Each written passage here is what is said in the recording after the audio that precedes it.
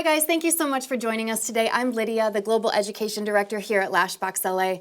Thank you so much for your questions and for your comments. Keep them coming. You guys are the heart of this industry and we love hearing from you. Today we're going to talk about how to pick the perfect tweezer. We get that question a lot, so we want to answer that for you. The first thing to consider is, what is your pickup technique? There's lots of different names for that. So basically, how are you making fans? How are you pulling the lashes from the strip? That's what we want to know. The second thing is, what kind of tweezers are you used to?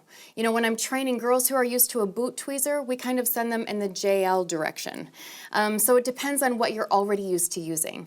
So the J tweezers can create super fluffy fans, really wide fans, and remember, you're finding a sweet spot on these tweezers. You're not using the tip or the elbow, but a sweet spot in the middle.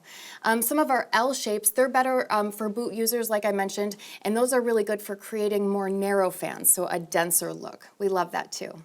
Another thing to consider is, do you prefer a harder or firmer grip?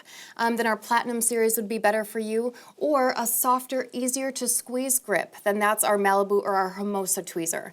That's something that I really like to talk to girls about in class, because it really depends on how comfortable you are squeezing hard or releasing, and that's really key to the technique that we use. So find out which works better for you.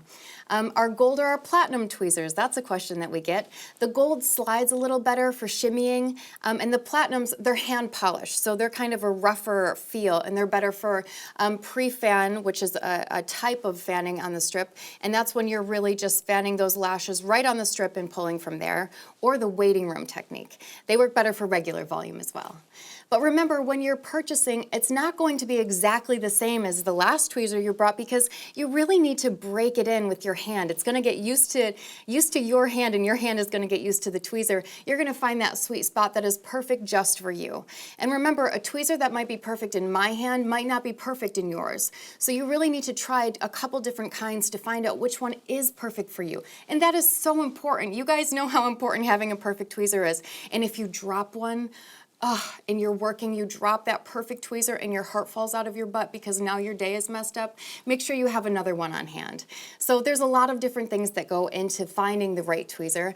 And like I said, if you drop it, there's no bending it back. That's not a thing. We put that one in the graveyard with the pile of the rest of them and we move on.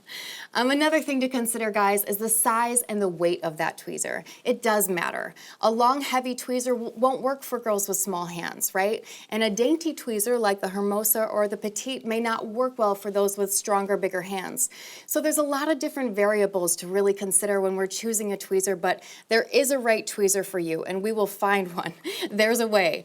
But I hope those tips are helpful, guys. If you have any questions, let us know. We love hearing from you guys. Thank you so much for tuning in today. We'll see you next time.